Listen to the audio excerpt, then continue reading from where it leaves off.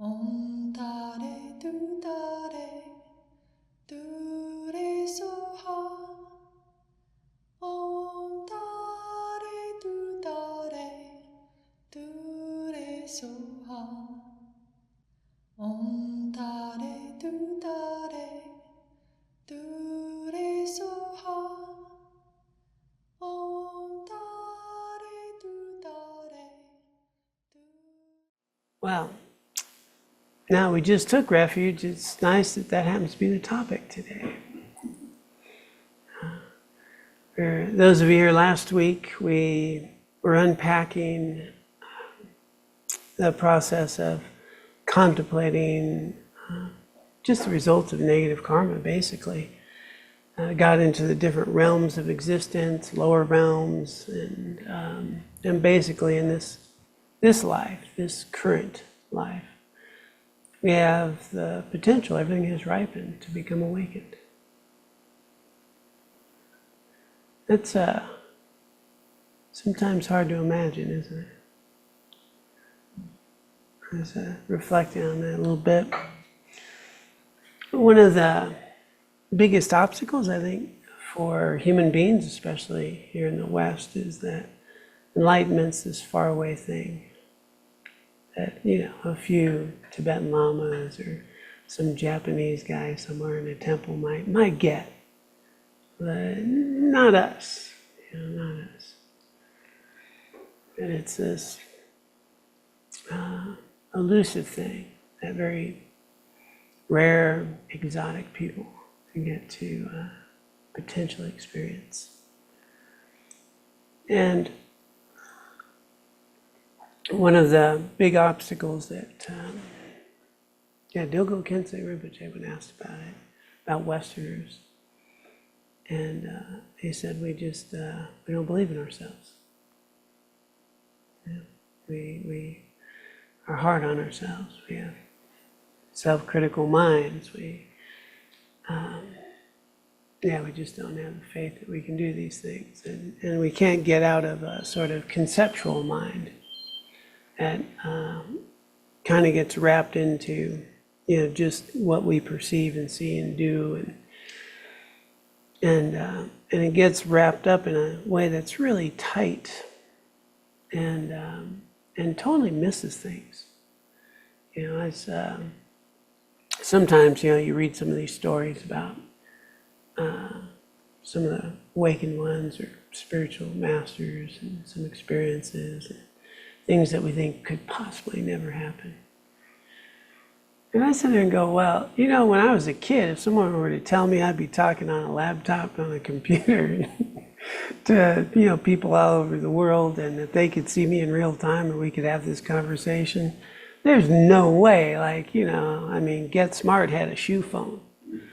For those of you old enough to do that, and you had a little dial thing, off the heel, and that was unimaginable, And now we have these little microchips that contain somebody, there's no way, if somebody was telling me that was actually gonna, how could you have all that in this little thing?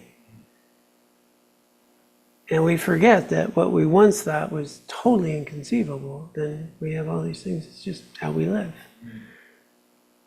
And you keep going back, and you start to go, wow, there's so much I don't know. There's so much I don't know. And yet my mind will think, well, those things can't be possible because I don't know. And heck, I remember when it was pretty cool. Some homes had those intercom systems, right? You push a button in the kitchen, it goes upstairs, you go to somebody's house. When Laura built her house, the house I get to live in, she put in cable so that you could connect rooms and stuff, but it was never even necessary because it was outdated by the time she finished it, And you start to think, wow, how do I not see that there's many things I won't see? When people talk about how many billions of universes there are, how do you wrap your head around that? there's all this vastness that I know nothing about.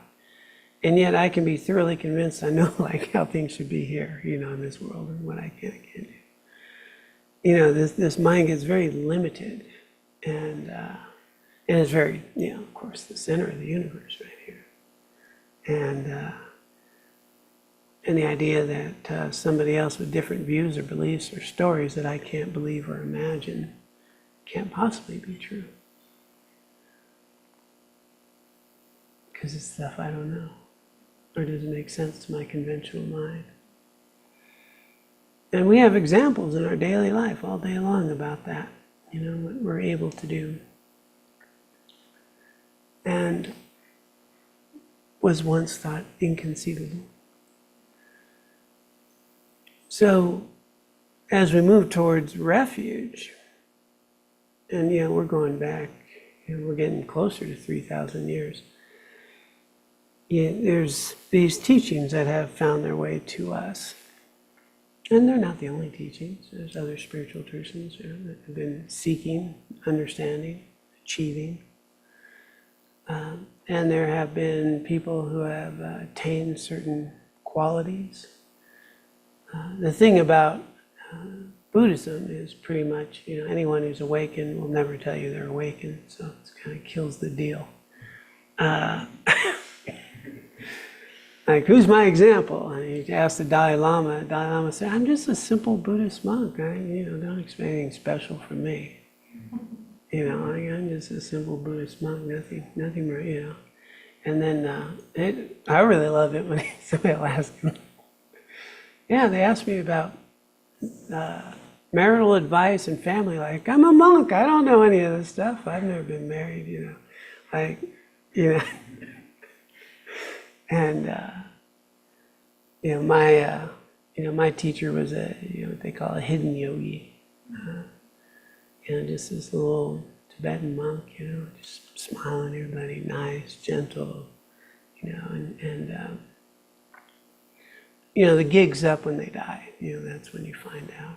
Rainbows come over the center, the rainbow body happens, all the miraculous things. And you find that out when they die, not when they're alive. And you go, okay. So, and then you have the other challenge that when people do go around telling you how enlightened they are, you know that they're not enlightened. So, I remember somebody telling me once on tour. As a monk, as a monk we travel, we meet all kinds of people in different ways. My enlightenment happened in 1972. Boy, that was the day. He used to tell me about his stuff.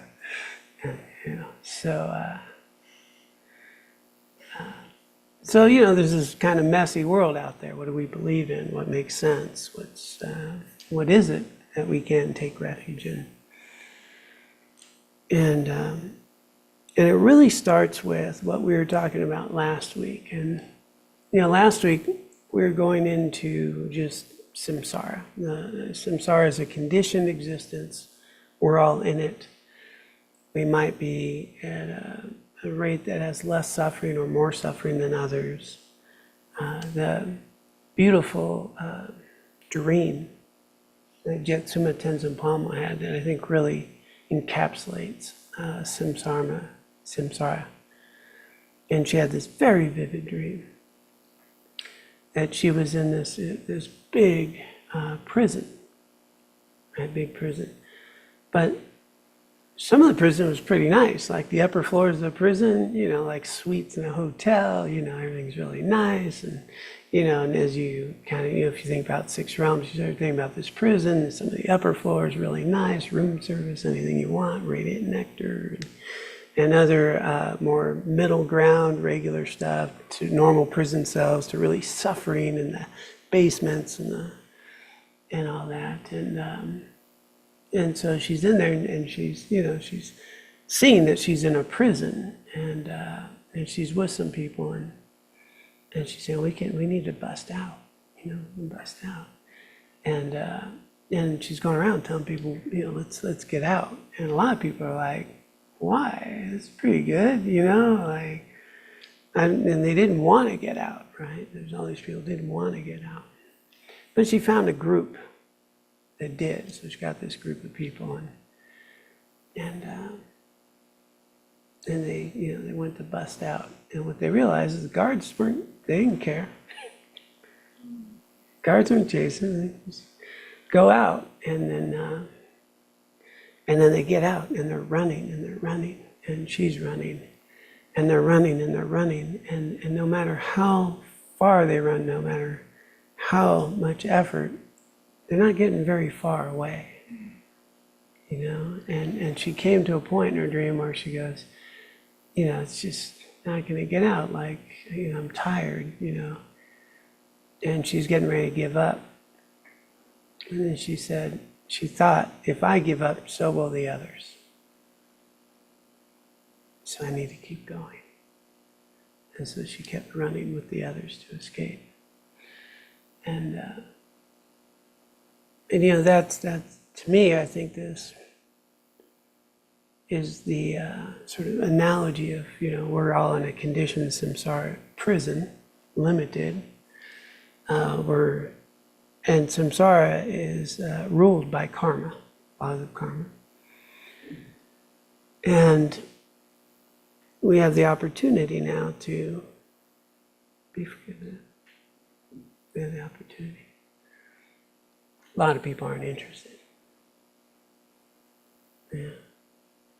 Some are just trying to sell their Teslas right now.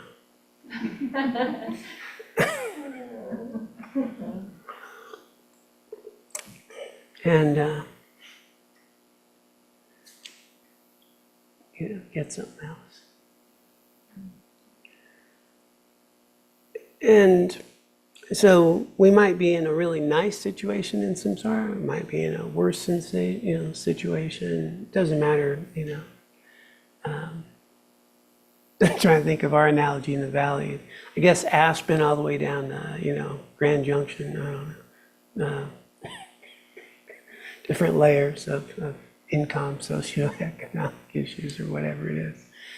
And it doesn't matter. The people in Aspen, stress, worry, fear, suicide, addictions, troubles. People in, Grand Junction, on the same types of things. Doesn't matter. Doesn't really matter. You're going to see stress, worry, fear, anxiety, addictions, afflictions. And I think, there's actually a fairly high suicide rate for mountain communities in general. Doesn't matter how much we have, doesn't matter how nice the room is. And so some of us have the opportunity to seek, a way out of suffering. And so last week it was kind of talking about the ways that we create habits and tendencies that keep us imprisoned. And typically, from a Tibetan Buddhist presentation on refuge, is fear and faith. Fear, I'm going to waste this life, I'm going to be stuck here, I'm going to have this continued prison no matter how many times I die.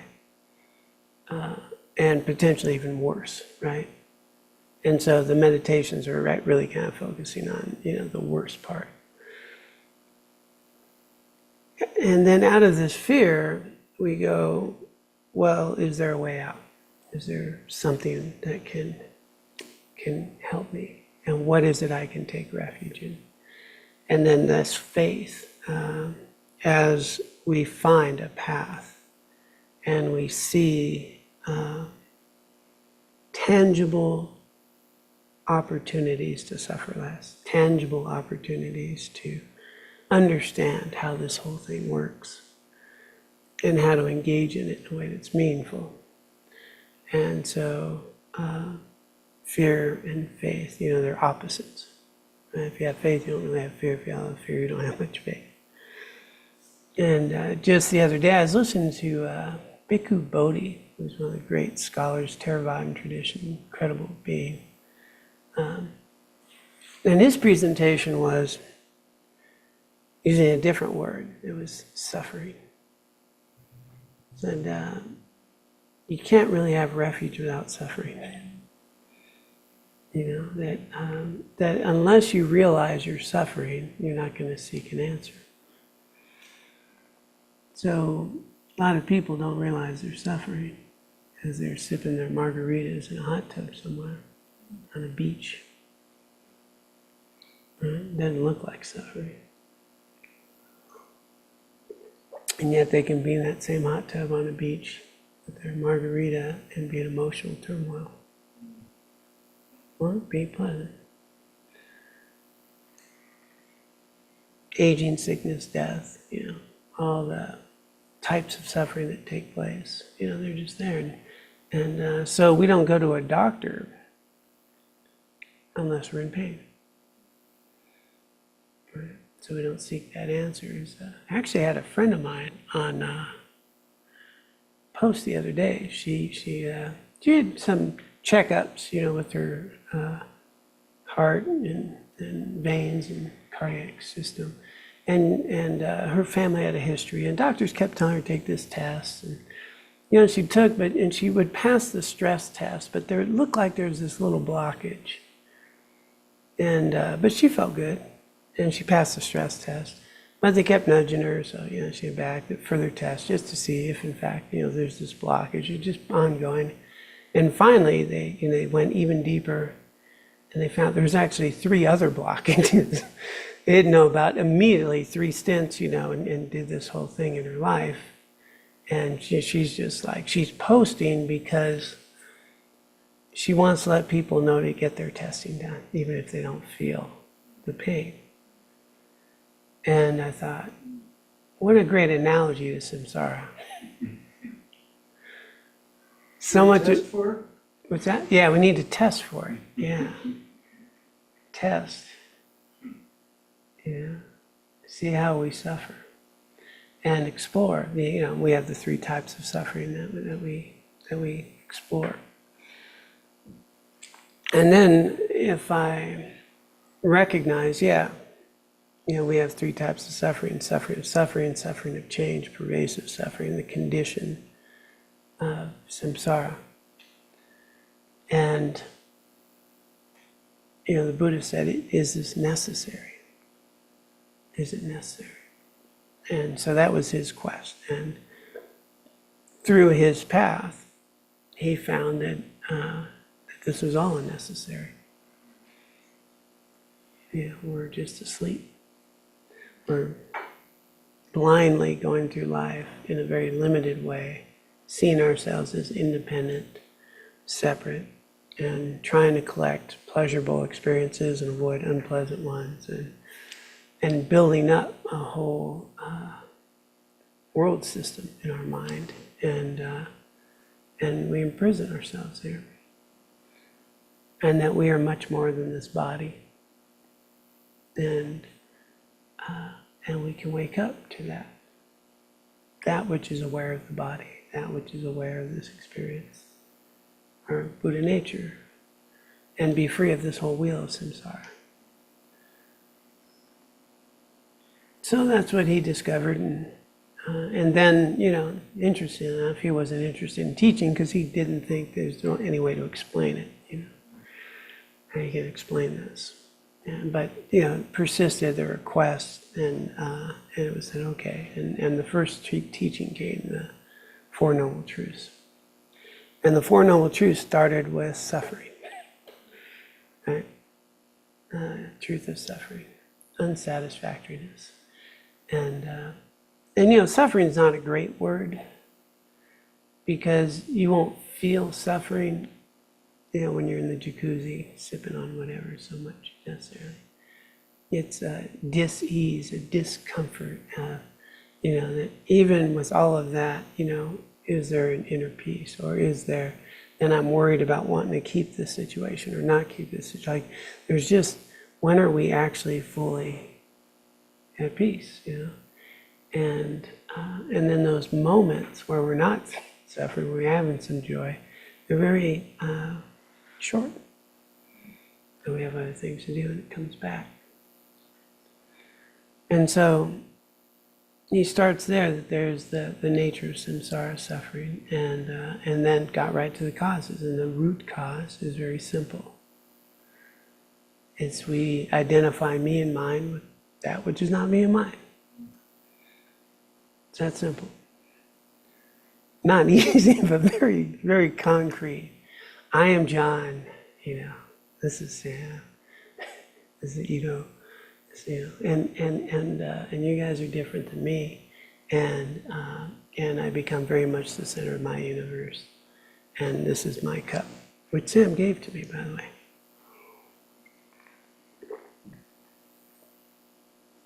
And me and mine.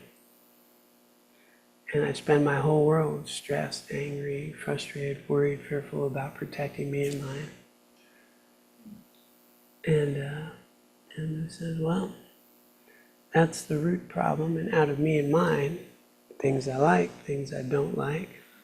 So now we've got the three root poisons, right? This ignorance, this misunderstanding of self that attaches,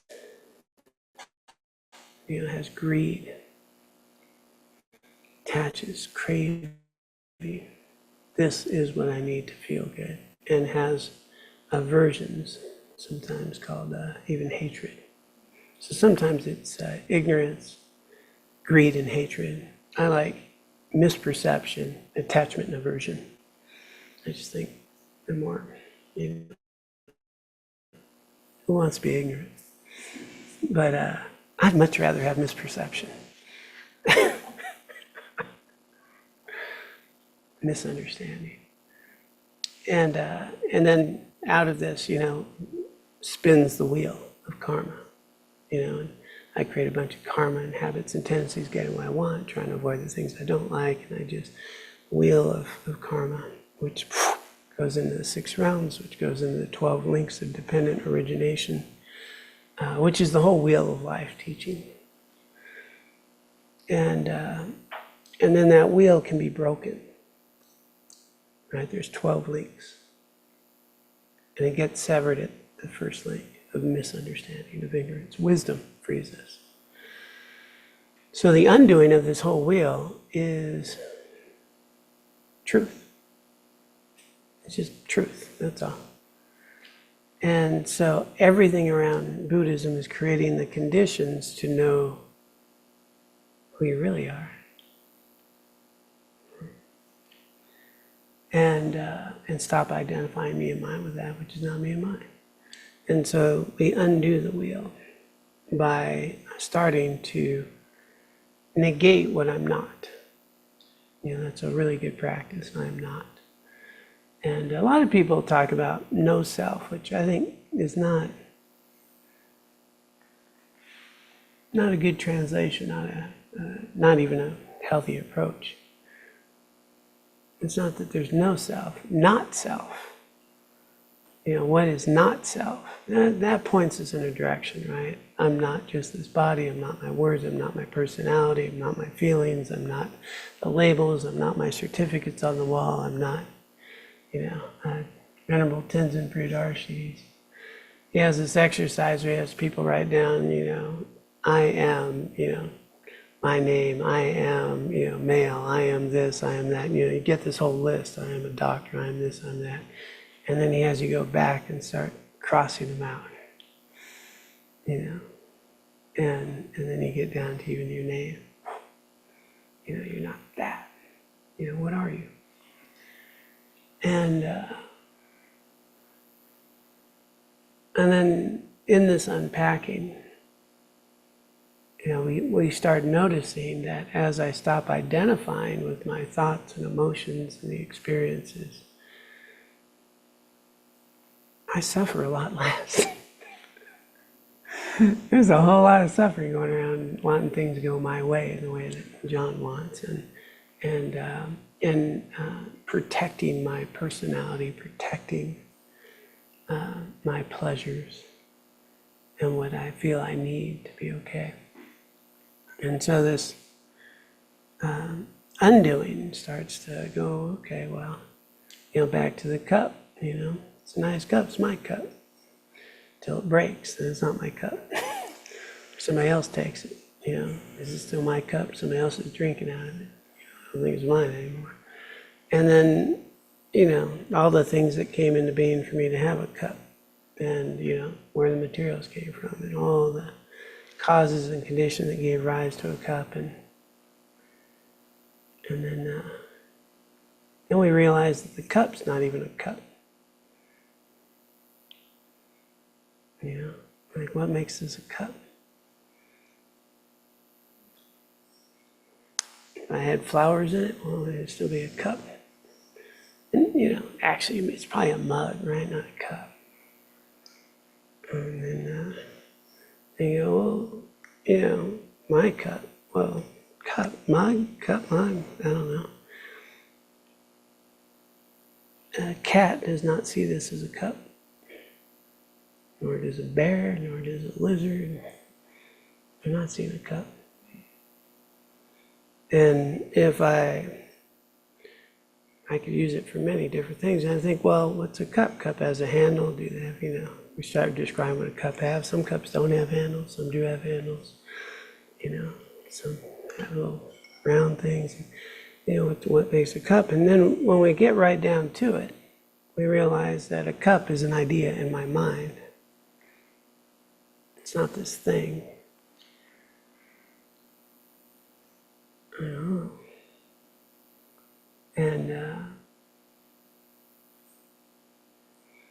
And so I go, oh, okay, these things that I think are this or that, they're constructs, they're concepts. So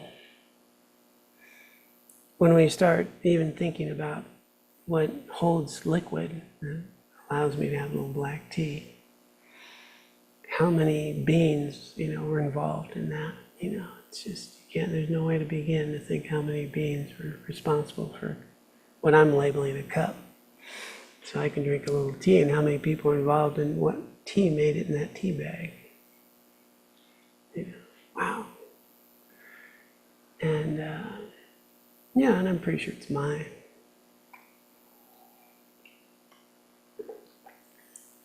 And so I don't really live very well in reality because it's John and John's cup.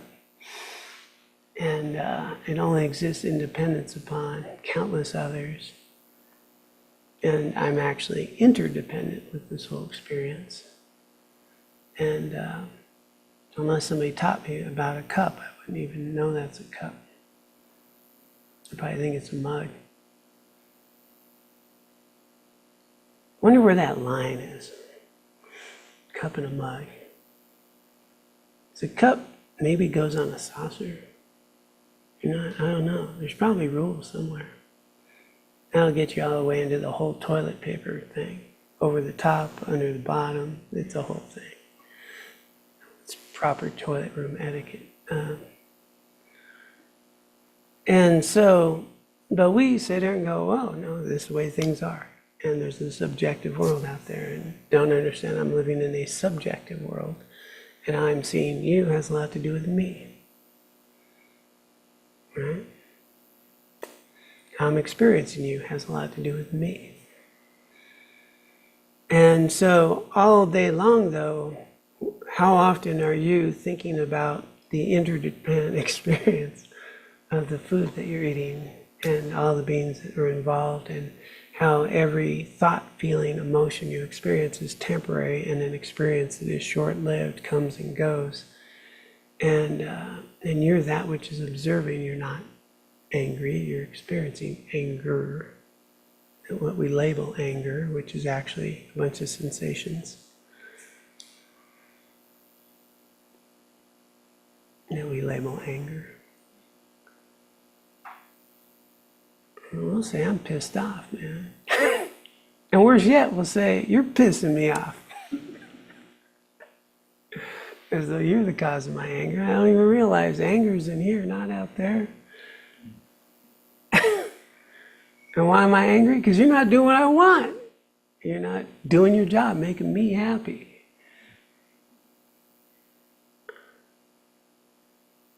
And we build the cycle of samsara, prison cell. And you can't be the cause of my anger. You can be something that triggers it, absolutely. But you're not the cause. Cause is in here. And so, at the core root of all of this is a fundamental premise that the root of it all is we don't see ourselves as we really are. And if you go to a full Dzogchen perspective, I don't. The first part is identify me and mine with that which is not me and mine. Yeah, and the second piece is we don't know who we really are. And that discovery of that Buddha nature that's already there, that's unharmed, nothing to fear there. And so, how do we get there? And then there's a path to get there. There's a path. And this is where we start getting into refuge, is the analogy that's usually taught, as I've mentioned before, is the Buddha being the physician, right? We're ill. I know I'm ill. And he's prescribing medicine. Medicine is the Dharma, the practices and the path. And then the Sangha is the support system, the support of practitioners who have realized the path, who have achieved freedom. And so as we prepare to take refuge, we're basically saying, there's something I can depend on. Right? Refuge is something I depend on. It's where I go to be safe. It's dependable. And then we look at, well, what do I take refuge in?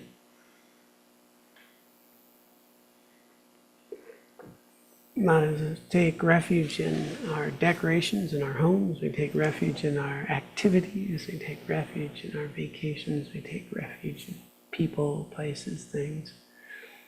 I took refuge in some Karma Sutra Ben and Jerry's a little while ago. Pretty good.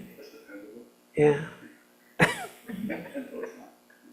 It's $2 off. I had to get it.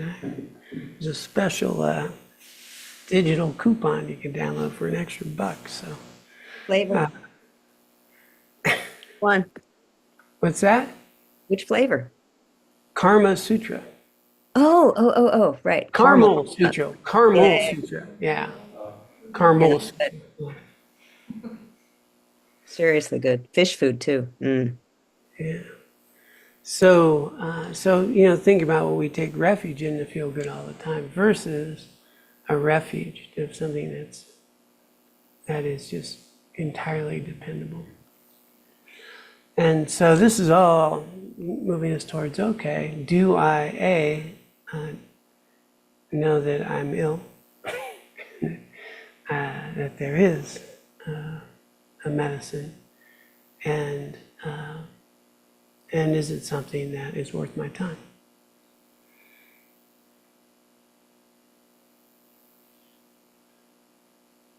So we'll open the text here.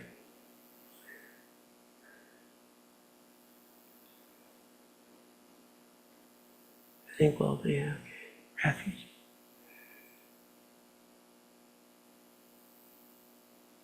So meditating on the two previous topics, death and possibility of an unfortunate rebirth, might make us feel uneasy, even anxious. We may wonder where to turn for help and whether there are methods that we can use to deal with these challenges. The next two topics, refuge and karma, provide the Buddhist answer to these questions. So, the topic of refuge explores the three jewels, Buddha, Dharma, Sangha, that Buddhists have trust in and rely on to avoid suffering and attain ever higher forms of genuine happiness. Taking refuge in the three jewels is not an act of blind faith, but a carefully considered decision arising from in-depth study, reflection, and meditation on the Buddhist teachings. This process enables us to correctly understand the three jewels, help not by magically removing our suffering and transferring realizations to us, but by showing the path we need to follow. Hang on, I got a little pop-up in my, yeah, okay. Oops. It went away there. Hang on there. It's all very exciting. It was very impermanent. Let me bring it back here. There we go.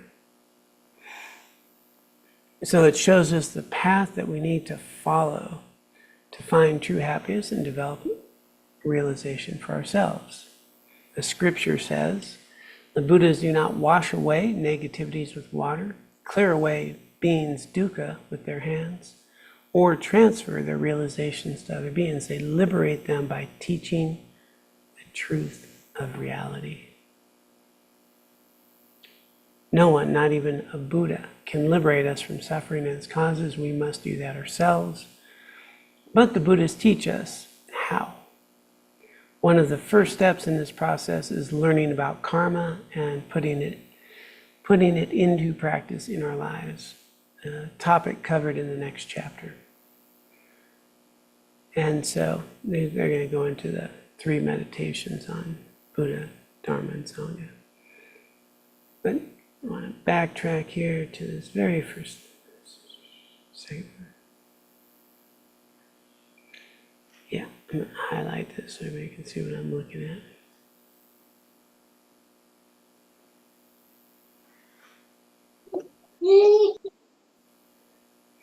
Buddha, Dharma, Sangha, that Buddhists have trust in and rely on to avoid suffering and attain ever higher forms of genuine happiness.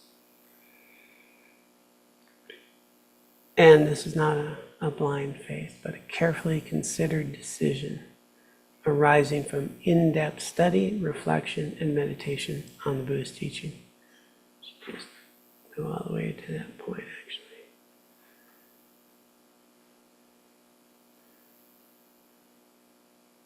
So it's not something that, we just took refuge at the start. I take refuge in Buddhist Dharma Sangha. Those are words.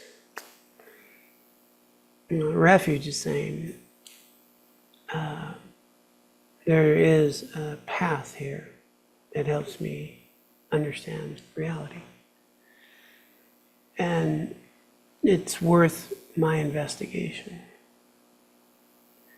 At some point, it might turn into a real refuge, like this is firmly a place I can be in the storm. This is it. But for most of us, in reality, we're checking it out. And it's important to check it out. Right? It's really important to check it out. It's not, oh, well, I met this spiritual master and he had these qualities. And, there's different spiritual masters, different traditions, various levels of accomplishment, of realization. And Dharma comes in forms to meet different people, different mind streams in different ways. And so cultivating something that you're going to devote time, energy into, well, that needs to be pretty clear and firm, not willy-nilly. For those keeping score. Few people know I have this little thing. Whenever I can get willy-nilly into a Dharma talk, I'm pretty excited about that. At the retreat, I think I got like 10 of them once. It has to be appropriately used. Can't be willy-nilly, right. Can't just throw it around there. So,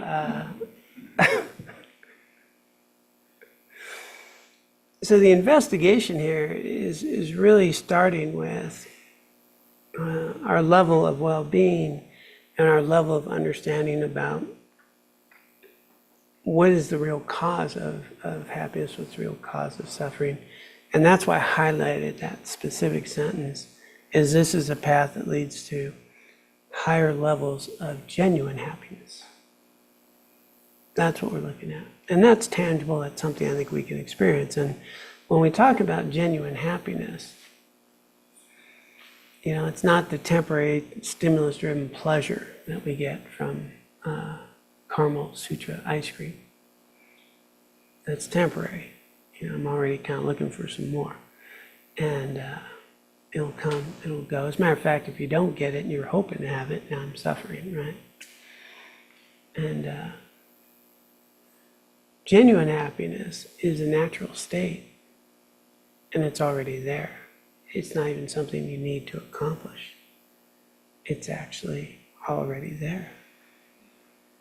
And the less that we're caught up in afflictive states of minds, it's already there. And so the less that we attach to ourselves in ways we don't exist and grab onto things hoping they can give us happiness in ways they can't, the less we get caught up in that, the greater the sense of well-being that you're going to have, the greater sense of equanimity and balance. And this genuine happiness, it's not achieving, it's actually discovering. It's discovering, it's already there. And conventionally, we teach it in a way of, like Aristotle and others, that it arises from virtue, right? So Aristotle had eudaimonia, right? The inner flourishing comes from virtue. Buddhism, it comes from virtuous activity and avoiding unknown. So back to karma. Am I engaged in wholesome, virtuous activity? That will create this. Am I engaged in unwholesome activity? And then we go back to the very simple shortcut, which I think was at the retreat Sunday. We have the list of 10 unwholesome activities that create the vast amount of our karma and our suffering. So you probably shouldn't do those. And then we have the 10 virtuous, which are the opposites. You probably ought to do those, right? And foundationally, I think the way to explore, to test, is to just follow very simple advice, which is to explore, I think, the workings of karma and the result, so cause and result. If I engage more in virtue and avoid the non-virtue, in other words, if I know what to adopt and what to abandon, is there improvement? If I engage in more virtue, do I feel a greater degree of self-worth and the value of resiliency? Which I'm pretty sure every therapist will tell you, yeah. And so, don't need to be a rocket scientist. And if I engage in activities that are unwholesome, that I don't feel good about, I'm going to suffer more, right? And have more insecurity about. And so, exploring this, we start to, okay, let me adopt these 10 virtuous actions. Let me abandon these non-virtuous ones. Let me try that out. And then wisdom. Am I really existing in the way that I feel I am? Or am I in a constant state of becoming? And I think intellectually we can all get that one. Everybody's in a constant state of becoming. We had a whole meditation on that, on impermanence. I'm not the person I was yesterday, the day before, a month ago, and I'm always becoming, and everything in my body's changing. And so I'm a constant stream of consciousness. I'm not this little embodied, unchanging soul within a body. Right? There's this constant, independent, arising experience. And so that's either true or it's not. We start paying attention to, when I get angry, am I angry or am I experiencing anger? And if anger comes and goes, am I still here? Okay, maybe I'm not angry, maybe I'm experiencing anger. Is that person the cause of my anger, or is the cause of my anger, I want that person to be different? The seeds of anger in my mind, not out there. True, not true. And so we start investigating, are these teachings that are asking us, they're laying down the basic principles of karma, do those work in my life? And then foundational questioning about how we identify with ourselves and how we label the self and others. Is that true or not? And then we start exploring. And at some point, we might start having some realization that, yeah, those labels don't work very well. I mean, they work well for a minute or two. I mean, we need them, right? We need labels. Otherwise, what would I pour my tea in? They get me that whatever it is that's dependently arising experience that has a bunch of minerals and things, it looks sort of cylindrical and has some things that could hold me. That would take a long time to describe. It's much easier. Can you give me a cup? And then Sam would say, well, I'm pretty sure it's a mug. And yeah, cup, mug, what do you think? You're going with mug. So I thought this was a mug, my mug. Mug, yeah. And then, the main thing is, am I suffering less? Is my genuine happiness increasing? Am I reducing causes of suffering? And so Dharma is that which protects us from suffering and cultivates genuine happiness. So that's the measurement. And so if these methods start working, then we might develop a little bit of faith in them. And as we develop some faith in them, then we can look at this lineage of teachings, and we go back to the Buddha. And it's hard to know, how he existed because, he's around before us. And so, but then as these teachings go down, are there others who have been examples? Have there been some good examples? How do we know if it's true? Don't know if it's true. And then, often we get down to examples in our daily lives and teachings, and the fundamental example is going to be you. And the Buddha was asked very clearly, how do we know your teachings are the right ones that we should listen to? He said, you don't. You need to test them and see if they work. We need to test them. And yeah, we might have some wonderful examples. I was fortunate to have a teacher who was a hidden yogi, and that's pretty good. Not everybody gets that. We have examples. Lama Zopa Rinpoche, I hadn't slept in over 40 years. Kind of unusual for most humans.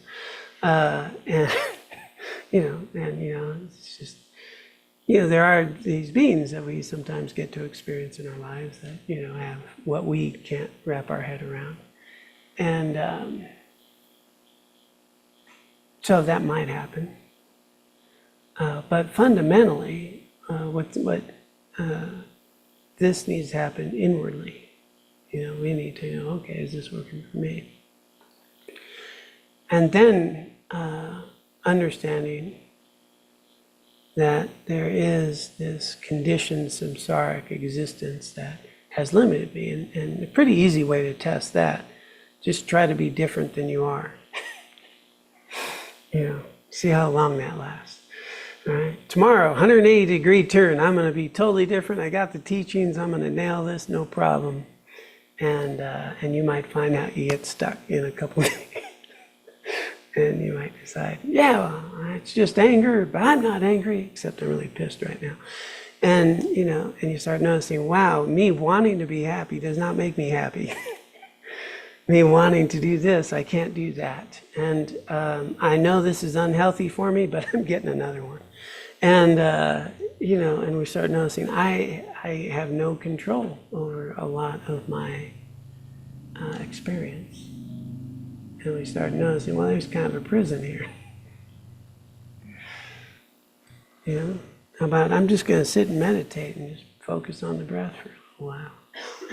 And mind's going, no, man, we got some things to talk about.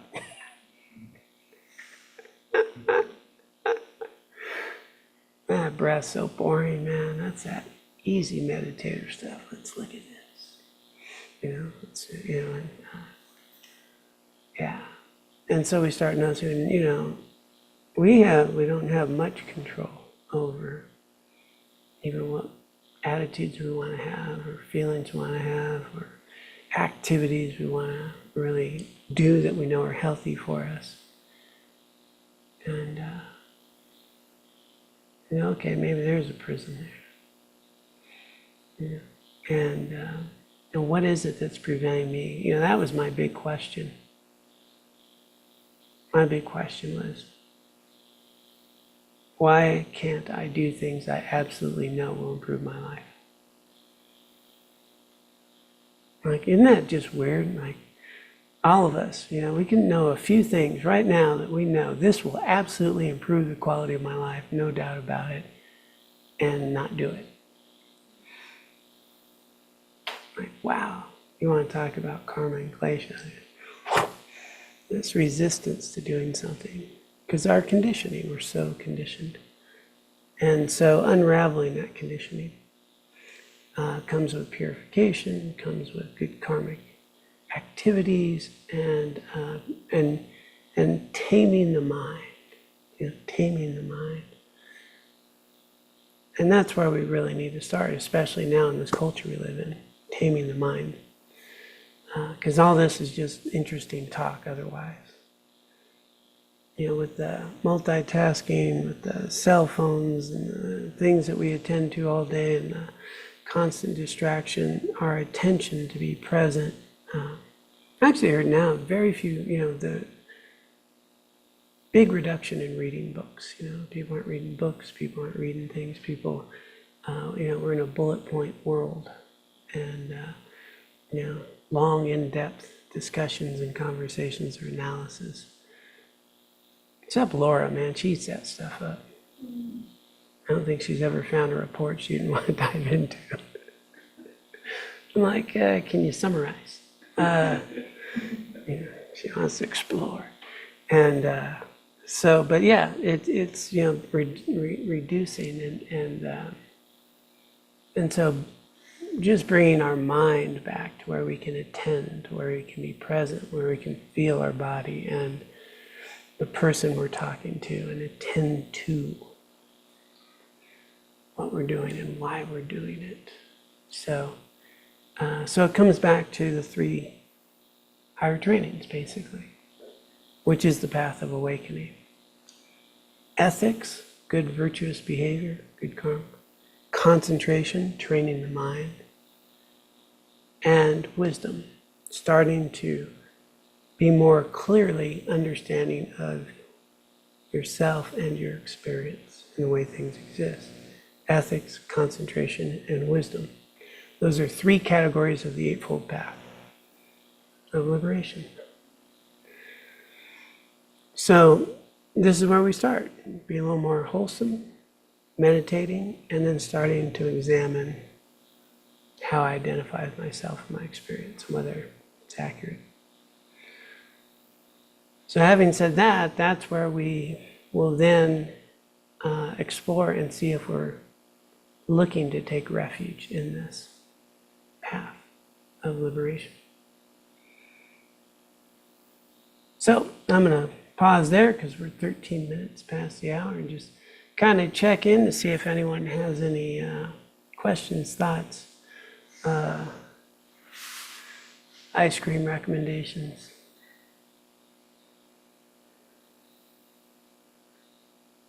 Yes. Yeah. Thanks, John, for teaching. Mm-hmm. My question is about ethics and the 10 virtuous activities and 10 non-virtuous activities. Those are pretty clearly defined and objective, more or less, so we don't get to decide what's virtuous and what's not virtuous. If we feel good about doing something like killing, doesn't mean that we get good karma from it. Is that true? Did you guys all hear that? I tried to put the mic. No? Okay, so I'm going to try to paraphrase. These 10 virtuous actions, are they objective and like just, it's kind of absolute in a sense? We don't really get to decide. They play out this way, and that's virtuous, and this is not virtuous. And the answer is not really. I don't think we'll find anything objective. The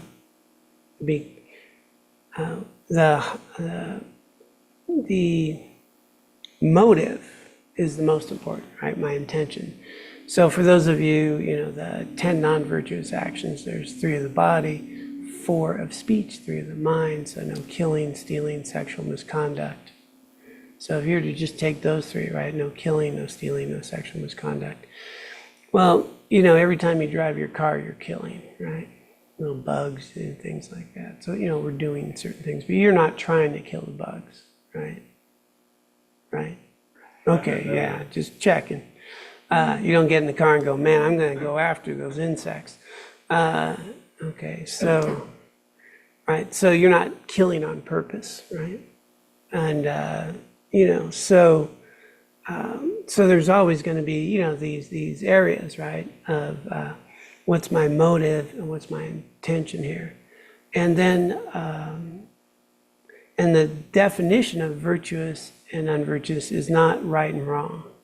It's simply these activities will lead to a good outcome, and these activities lead to more of a prison outcome, right? So pleasant and unpleasant, that's virtue. So if it's going to have a pleasant result, it's virtuous. Unpleasant is going to be non-virtuous. Out of the 84,000, there's a top 10 list that are the most common, biggest issues for humans. And that's the top 10. So you really want to avoid those as best you can, as much as possible. And cultivate the opposite. So instead of killing, are you protecting life? What are you doing to protect life, right? And so we want to abandon to the best of our ability killing or harming, right? Harming. And we want to be helpful, protect life, and help, right? To the best of our ability with our motivations.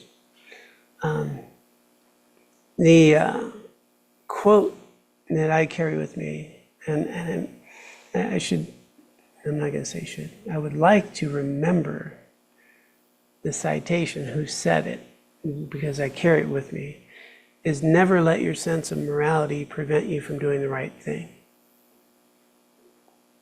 If you get too rigid, certain circumstances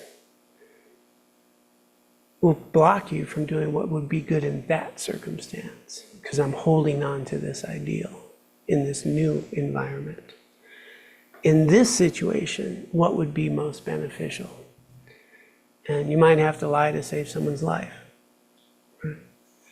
So the motivation, the other sort of, if you can be fully mindful, fully present, aware of your motivations, the other way is, if your motivation is from renunciation, loving kindness, and compassion, either of those 3, those are the opposites of the 3 poisons, then it's going to be virtue. If I'm coming from a sense of renouncing the delusion of self and all that, this renunciation of samsara, or if my motivation is loving kindness, or if my motivation is compassion to remove suffering, then anything that happens there is good.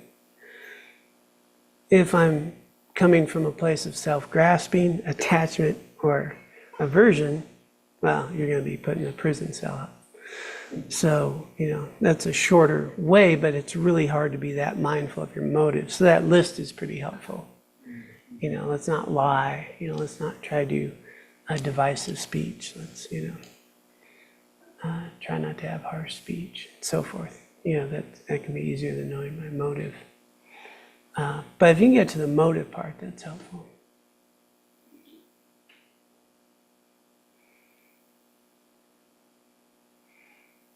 Okay, everybody's ready to go get some ice cream, apparently.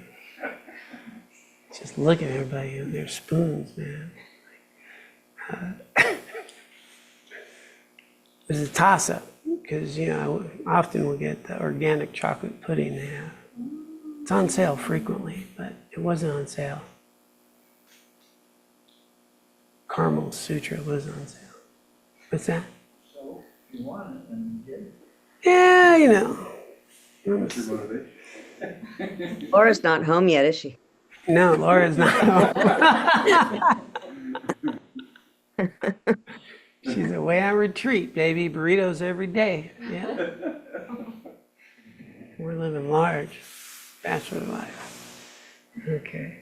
All right. Well, then we'll wrap here. And then my invitation this week is really to explore, if you can, really engaging in virtue, being mindful, and noticing, how we identify me and mine, noticing these causes of, when I'm mentally and emotionally afflicted, explore that. Who is angry? Yeah. And which doesn't mean to ignore anger. You experience it. Yeah, there's reasons, there's causes, right? And then, but if I'm experiencing anger, I might actually have something I can do about it. When I am angry, there's very little to do. It's just damage control at that point. Yeah. So we don't stuff feelings. We don't ignore feelings. We experience them. They teach us how to engage with each other.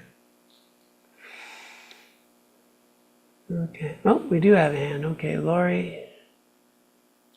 First of all, thank you. So wonderful to be back listening to Dharma. I've been back to Oregon anyway. I did have one question though, that kind of is, a lot of us have maybe encountered the Dzogchen teachings, Uh-huh. and it talks about, achieving enlightenment in one lifetime. It's like all or bust kind of a flavor to it. Mm-hmm. And sometimes I feel like if I'm not going full board, it doesn't, I'm not sure even how to ask this question.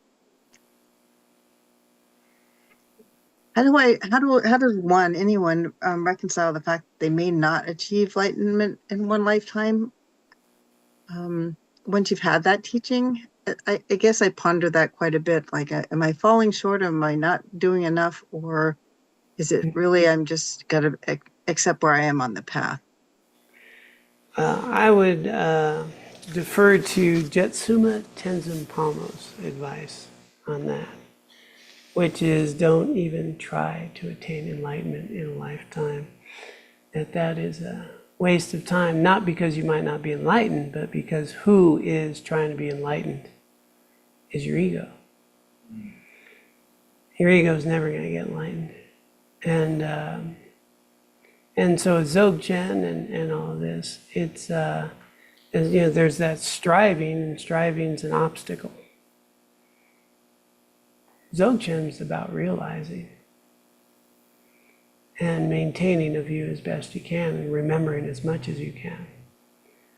But as soon as I put that, that thing at the end, now I've got conventional mind. Dzogchen at its core is about equanimity. And equanimity is not attached to being enlightened or not enlightened. It's, it's discovering what you already are. And so, setting aside the notions of whether I'm going to get there in one lifetime, multiple, it's being here now. And as much as you can remember the view. So for those who, the view, really the view of primordial wisdom, maintaining that, as best you can to whatever ability you have. And maintaining that, the view of interdependence, the view of dependence, the view of primordial wisdom, identifying with that, maintaining it. And then, that view doesn't need to work to be enlightened, So, so when we catch ourselves falling off and falling into habits that are unhealthy or not doing well, really from a Dzogchen perspective, it's showing you the path, that's all. These are the afflictions that I get to work on. And in my conventional human experience. And so, yeah, setting aside, we don't, my little quote here is you have this rare and precious human life once, right? This life, right here as it is, with everything. And there's no reason to hurry and no time to waste. And so I'm wasting a lot of time if I'm worrying about how I'm using my time. Does that make sense, Lori?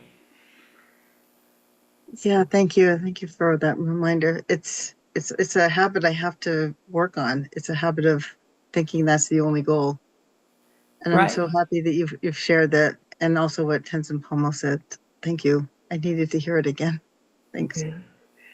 Yeah, very common, we burn ourselves striving and get anxious about whether I wasted a day or didn't do a day, and instead of just learn from the afflictions, Yeah, I mean, some days you're gonna really want to buckle down and do your best, and your mind's gonna say, "You're going to City Market and getting some ice cream, dude," and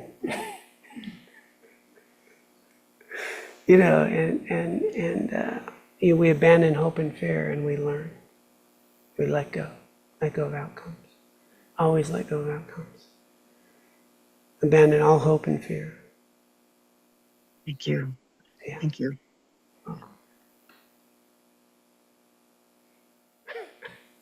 Thank you all. Those of you who care to, we can join me in our dedication. Pop it up here. All right. Great deal of merit, potentially a little bit of wisdom happened tonight. Let us dedicate this for the benefit of all beings and for our own continued spiritual growth, that we may ultimately recognize our own Buddha nature, be of greatest benefit to all.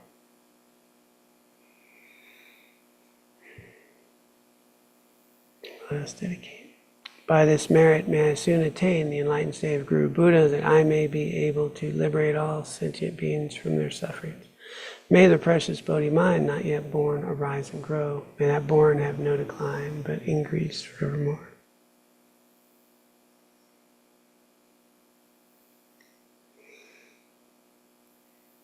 Om Tare Tu Tare Tu Re Soha. Om Tare Tu Tare Tu Re Soha.